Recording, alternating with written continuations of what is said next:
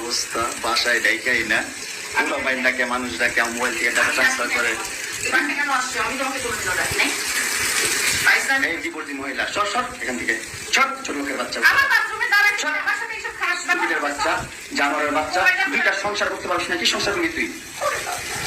দুইটা ভালো পরিবারের সংসার করতে পারছ না, জানোয়ার কোথাকার, দুইটা ভালো ভালো ভালো পরিবারের সংসার করতে পারছ না তুই, জানোয়ার কোথাকার।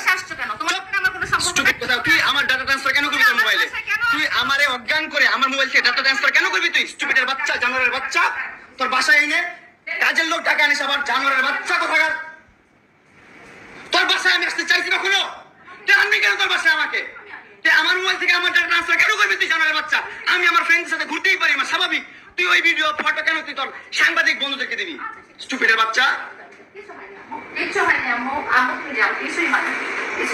কেন দিবি তুই? কেন করবি?